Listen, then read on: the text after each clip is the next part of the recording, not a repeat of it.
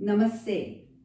Today I am going to talk to you about different yoga poses that are well known and are commonly done in many yoga classes.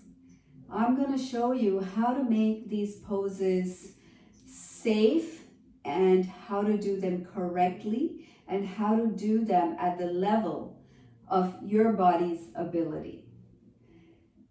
So some of these poses, we do adaptations and modifications to each pose.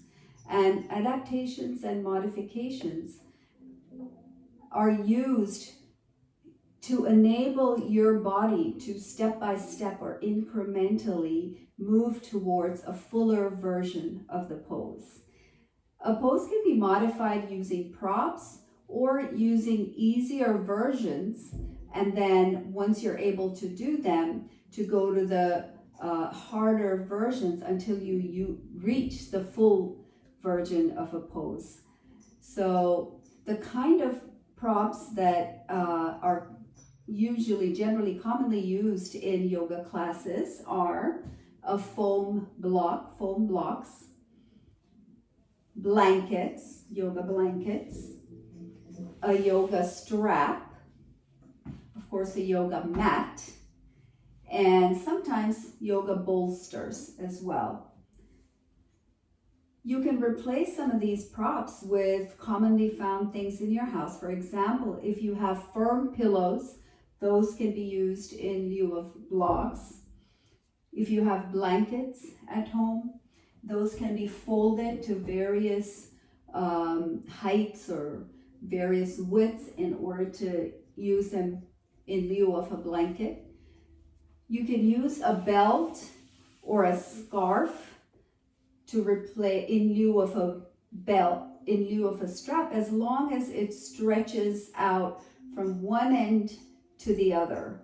You can stretch your hands out and hold the belt or scarf.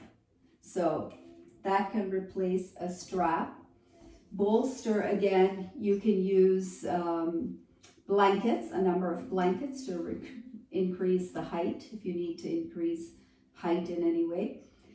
An eye pillow is used when you are in a resting pose, such as in Shavasana, at the end, to cover your eyes, to block out visual stimulation.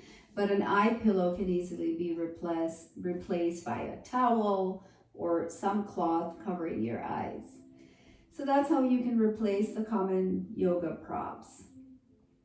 Now let's begin with the poses. The first pose is Sukhasana, or comfortable seated position. Now, comfortable seated positions can be many different positions. One is the way I am sitting in a cross-legged position.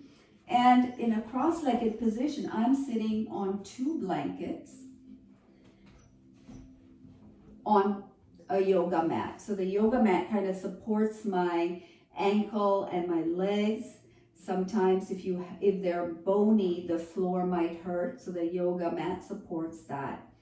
The important thing when you take a cross-legged seated position is that your knees are either at the same level as your hips or below your hips. This knee is kind of below my hip and this knee is around the same level as my hip. So either same level as the hip or below. The important reason for why this is what should happen is it allows you to rise out of your hips, and it allows you to do different poses without the knees being in the way, right? So that's why it's important. Also, it allows you to breathe deeply and expand as you're breathing. So your thighs and knees are not in the way. So that's why it's important. Now, there's many different seated positions that may be comfortable for you. If cross-legged is how you want to go, I'll show you an adaptation of that, which is this right here. So So this has a bolster and 2 blankets, and it's against the wall. Plus I have blocks. So when I first started, this is how I used to have to sit in yoga class. Really height, well raised against the wall, and my knees still used to be up here. So I had to support my knees and my thighs in this position so that I could begin to relax my legs and allowing these muscles to lengthen and relax so that I could be mostly pain-free, maybe a little bit of discomfort still. And that way I could begin to gradually go from this height to a lower height, to just the bolster, and then to just 2 mats. Now, what happens is sometimes your feet hurt to cross because of ankle issues or foot issues, and you may want to just sit like this with your soles of your feet kind of together, and these soles of your feet can be near you or further away with the blocks supporting your knees, allowing you to relax, allowing you to lift out of your hips, and allowing you to do different motions that you might need to, and allowing your abdomen to expand as you breathe deeply. So this is an adaptation of cross-legged Sukhasana. So this is my position now. Now these foam blocks could go down further this way as well. If sitting on the floor is not as yet possible, you can do a seated position in a chair. If the chair does not have armrests, that is preferable. But if it does, we can still do things. We can still use that chair. That is not a problem. The important thing when you're sitting on a chair or if you're sitting on a couch is that your feet can be flat on the floor. Feet are flat on the floor. Your lower leg is perpendicular to the floor or 90 degrees to your foot.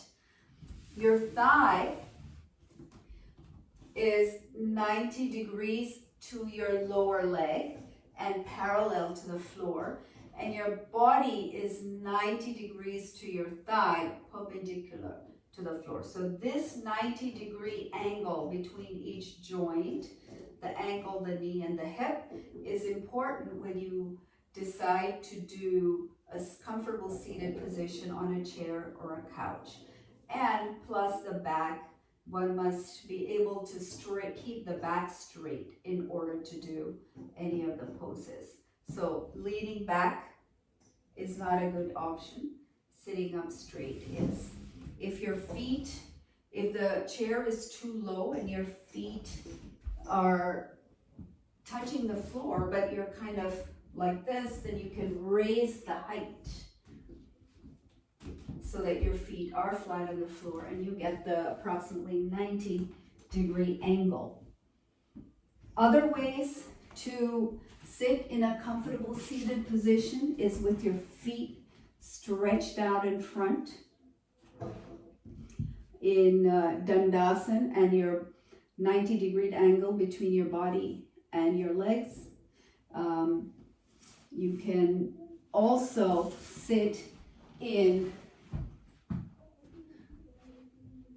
Vajrasana, which is hips to your heels. This is Vajrasana. You can sit in this way. You can adapt Vajrasana by putting blankets. If you cannot sit all the way down, you can put blankets, and that might be possible for you. Some people like to sit with their toes away from each other. So knees are together in front, and then toes are away from each other at the back, and they sit down this way. Now the way to adapt this, if it's hard to do that, you can sit on a block, and this is called hero's pose or virasana. So all these positions are possible for a comfortable seated position in Sukhasana. From Sukhasana, we move to Tadasana. Tadasana is mountain pose. We're moving to mountain pose. In mountain pose, we start with the feet. Keep the feet hip distance apart. If you feel in the front of your hips, you will feel bony prominences in your hip, somewhere around there. These are sometimes referred to as your headlights in yoga because they kind of point forward. So if the bony prominences should go through make a line, go through the knees, down to your ankle and out your second toe. So your second toe facing forward and feet as wide as your headlights or your bony prominences here. Lift all the toes up, place them back on the ground. Now lift up through your arches, lift up through the arch, lower leg lift up through your inner thigh, lift up through your pubic bone and chest, and then bring your hands, fingers pointing down, hands, fingers together, pointing down. After you lift that way, right, you want to make sure your tailbone is reaching down, pubic bone is reaching up, so tighten your tummy a little bit, tighten your gluteal muscles or buttocks a little bit. And then when you want to look at your neck, so if you're slouching or your neck is forward, you find that there is a kind of bony prominence right at the back here. So if that bony prominence right here is prominent, then you want to move your neck back. So instead of slouching, I'm moving my neck back so that that bony prominence is not prominent anymore. Also, you want to see that the back of your head is in line with the back of your buttocks, right? So that will mean you're straight. Your chin, you want to, if you put a hand parallel, if you put your forearm parallel to the floor and the bottom of your chin is parallel, that's how you want it. So you don't want it pointing down, you don't want it pointing up, you want it the bottom of your chin parallel. You want your head in the center, your chin not jutting out too much, not too close, but kind of in the center. Let your shoulders move away from your ears and then point those fingers, engage the fingers, point them down. So this is called mountain pose or Tadasana. It seems like a simple pose, but there are a lot of things involved. Mountain pose or Tadasana. The next pose is Uttanasana or forward bend in standing. When you bend forward, there are a number of ways to adapt. Now, it may not be keeping your feet in Tadasana pose, which is hip width apart, your arches lifting up. From your hip, you're going to bend forward. Now, your knees can be straight, but it's often hard to bend with your knees straight. So you bend, keep your knees a little bent, and then you hang forward. It may not be possible for you to go all the way down and hang. So in order for you to be able to get there, we adapt that pose first. Way to do it is you put your blocks You put your blocks in front and either on your fingertips or your palms of your hands. And that's how to do the forward bend. And then drop your head. And sometimes what is needed is not only pretend that I have two blocks here, and I am also going to rest my head on the blocks.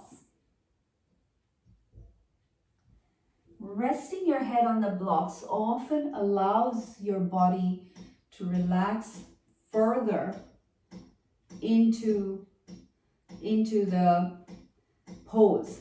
So you can adapt, you can maybe even make it higher with more blocks or blanket, but be safe and careful. It shouldn't move too much. And you can put your head on there if you need to. So that is one way of adapting your forward fold. Of course, forward fold can also be done in a chair. Okay, so that's Uttanasana or forward fold. Next we go to lunge, commonly done in yoga classes. So if you're at the front of your mat, you're going to bend your knees, put your hands on the floor and step back.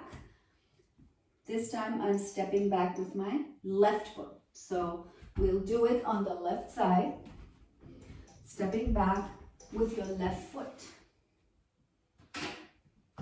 The important thing to remember in a lunge with the left foot is that your knee should not be in front of your ankle. So your lunge should not be like this, where your knee is front of your ankle. The knee should be right on top of your ankle. That's the furthest you can go. It can be behind your ankle or up to front of your ankle, and that's as far as you'll stretch the back leg, that your knee, your front right knee is on top of the right ankle. Another modification, because often it is not possible to bring your hands to the floor when you're in lunge. So what you might want to do is take blocks, put them next to your right foot, and this will be your lunge. You can change the height. So that's a lunge. This is a high lunge. A low lunge is when you drop your left knee, uncurl your left toes, and this is a low lunge. Again, your knee, if your knee goes past your ankle, it's unsafe for your knee. This position is unsafe for your knee. So you should take care not to let your knee go past your ankle. So you have to adjust the distance between your front foot and your back foot so that your knee is on top of your ankle, or if that's not possible, it's behind your ankle. So wherever you can go, this is a low lunge on your left side with your left foot at the back, right foot forward. Okay, so now that's a lunge, and I'm going to show you lizard pose, Uttan Prasatan. So lizard pose, you bring from your low lunge, you bring both the hands to the inner side of that front or right foot, and this is a lizard pose. That front foot, again, knee on top of the ankle, you walk it to the edge of the mat, and from your thigh, you rotate the thigh outward. So you don't rotate the knee, you rotate the thigh outward, right? And keeping it like that with your back leg straight out, knee down, and your toes uncurled. So that is a lizard pose. Lizard pose can be, again, adapted this way with the blocks, and that's your lizard pose. From lizard pose, we go to Anjaneyasana. Anjaneyasana, you stay in the low lunge and then you lift your hands and body upright. Fingers point towards the ceiling. Your gaze can be straight in front or looking up at the ceiling. Your knee is never going past your ankle. And this is Anjaneyasana. Now your body might be like this. So you might want to bring your back knee closer so your body might be able to go more upright. And this would be Anjaneyasana. From Anjaneyasana, you're going to go into high lunge and step back into down dog. Now in down dog, there are a number of adaptations that need to be made or can be made. So one of the things that people find in poses where they have to be on their hands is that the wrists are weak or wrists hurt. So one of the ways of adapting the pose is you roll up your mat and once you roll up your mat, you put the palm of your hand, so actually palm, but right above your wrist, this part, the bottom part of your palms, these go on that rolled up part. So your wrist is not, your weight is not directly on the wrist, but it's at an angle. And that weight kind of spreads into the rest of your hand and fingers. So down dog, hips in the air, feet hip width apart, hands shoulder width apart, and this is by rolling the front of your mat and putting the palms on the rolled up part. You can adapt if your wrists hurt or are weak. Another way to adapt for wrists that are weak is make fists of your hands and put those fists down on the floor and then rise up into down dog, right? So this is another way of adapting your down dog. And also a third way is coming down on your forearms and lifting up. This is another way of doing your down dog. So in down dog, your hips are in the air, your feet are hip width apart, your hands are shoulder width apart, and you're looking towards your toes. Your head is hanging, and you're looking towards your toes, and you're pushing your body away from the front of the mat to the back. Another common adaptation is you take a roll of your blanket, roll it either twice like that or 3 times, whatever you might need, and you put your feet on the outside, right? And you put your feet over so that your ankles are resting on that blanket, keeping them hip width apart, and then raise your hips.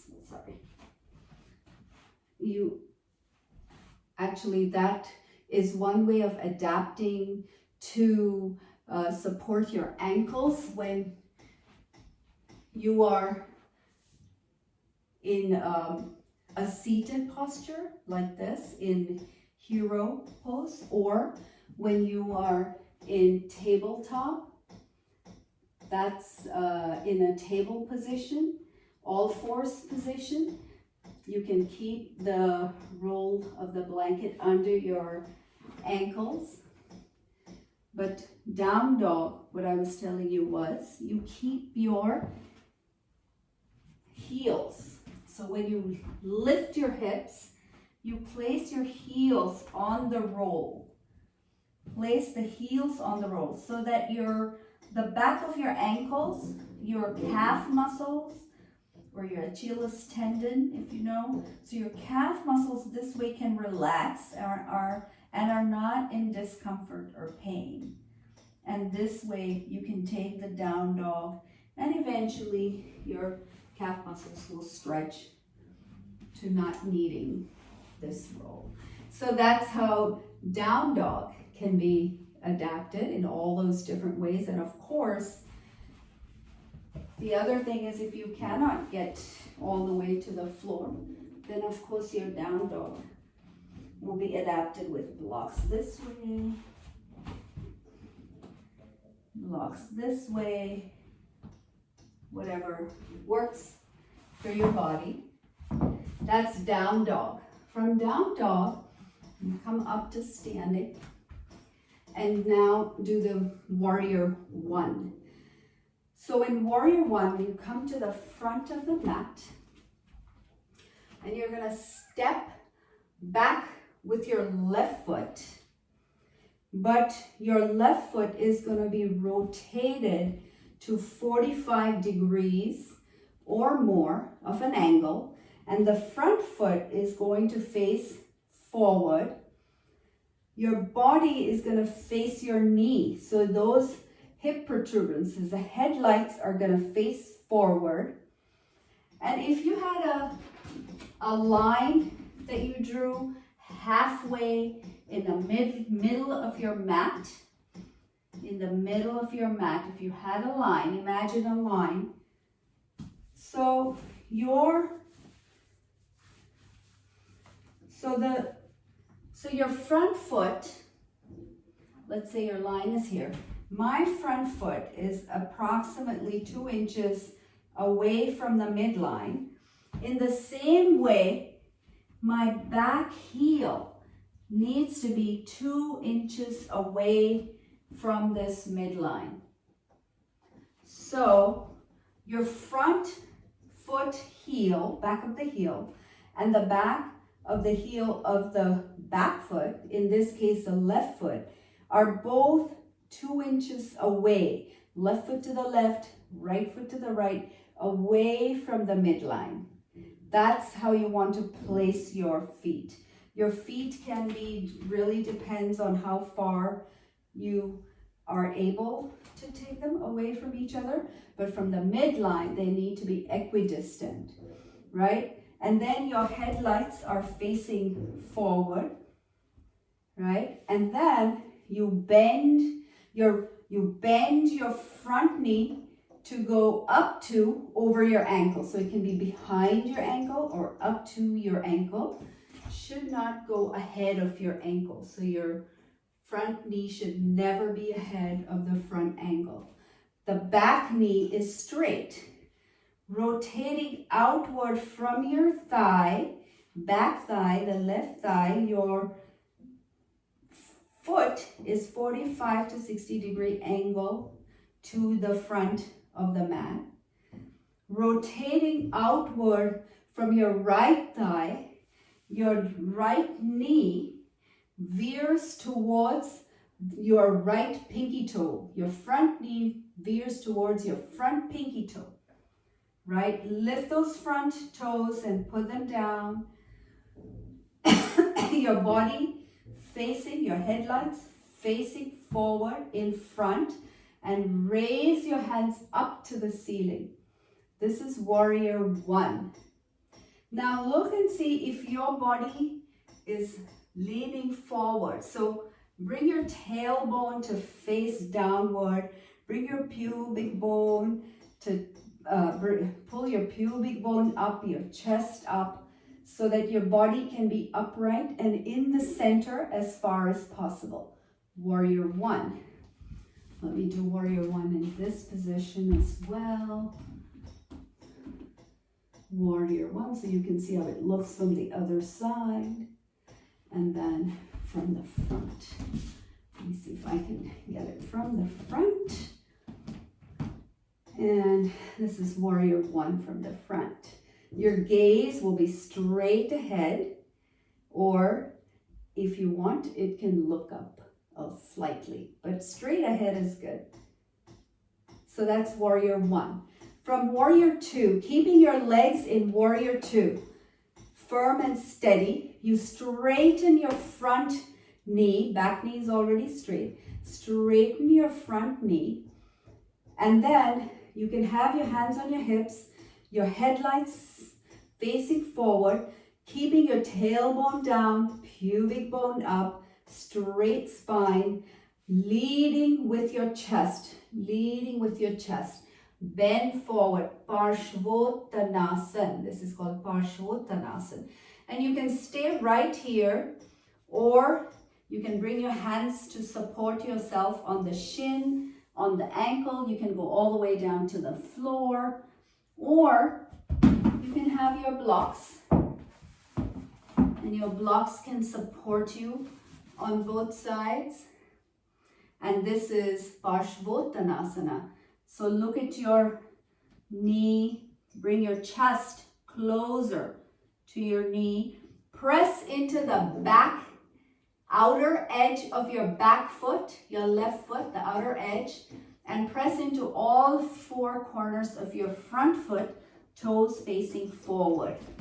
I'm going to do Uttanasana also in this way so you can see what it looks like. Front knee is straight, back knee is straight, and you're bending forward to wherever you can go. That's Uttanasana, and you can come back to warrior one. To get out of this pose, turn your right front foot to the same direction as your back foot, and then toe heel yourself back upright, okay? So that's one way to come back upright. So that was warrior one and Parshvottanasana. Now we're going to do warrior two. So in warrior two, your feet will be exactly the same as warrior one. Excuse me. So away, equidistant to the left and right. Right foot equidistant to the right, left foot equidistant to the left of the midline of your mat. Right? However, you turn, since our back leg is left, so you turn your body to the left, and your left foot can swivel from 45 degrees to up to 90 degrees. Left back foot. Your body faces left as much as possible. Your right front leg rotates outward as you bend that front knee, right? Your front knee is going towards the left. Your front knee is going towards the front pinky toe, right knee, right pinky toe. Your back knee is straight. Your body is turned towards the left. Both hands at shoulder height, straight out, stretching away from each other. And the front right foot, you gaze over the right hand. This is warrior two. Your left thigh is rotating outward. Press into the outer edge of your left foot. Right thigh is rotating outward. Press into all four corners of your front foot. If your body might be a little forward like this, so see if you can bring the tailbone downward, lift the pubic bone, keep that knee above the ankle or behind, both hands stretching away from each other, shoulder height, gaze over your front hand, in this case the right hand. So this is warrior two. From warrior two, we're going to go to peaceful warrior. Peaceful warrior, you bring your left hand onto the back of your thigh, which is the left thigh in this case. Turn the right palm to face the ceiling, and then raise that right hand up to the ceiling. And see if you can bring your gaze to the ceiling. So warrior two to peaceful warrior. That's peaceful warrior, okay? Back to warrior two. From warrior two, we're going to do Parshvakonasana, or side angle stretch, okay, in standing. So bring your forearm, right forearm, front forearm, to the front thigh, or right thigh in this case. Bring your back hand straight up to the ceiling, or if it's possible for you, to against your left ear. Your body is still facing left leg is back, right leg is forward, and you're bending sideways as your knee stays above your ankle or behind it. See if you are straight from your tailbone all the way to the neck protuberance. Your gaze should be wherever your head is. Your head should not hang, and it could be up like this if it's not able to come to the center. So wherever your head is, your arm can be right against it, and your gaze right straight ahead of you. Now, another version of this is if you can bring your hand down and bend your body further. And then come back up to Warrior Two. Now, from Warrior Two, we're gonna do Trikonasana or triangle. So straighten that front leg, keeping your body facing left. And your left hip, which is at the back, push it towards the back, towards that left hand reaching back. Your right hand is reaching forward. Your body is facing left. You're gonna bend sideways. Lead with your front right hand, keeping this thigh rotating outward, front thigh rotating outward, back thigh rotating outward, knee straight. Leading with your right front hand, bend sideways. And you can bring your hand, you can keep your left hand on the hips, or you can keep it moving along with your right hand, supporting yourself on the thigh, on the shin, or if you can go all the way down to the ankle or the floor.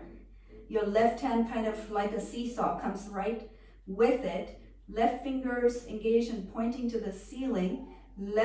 Your head is a straight line from your tailbone to the back of your head. So it's not hanging like that, right? Try to make it a straight line.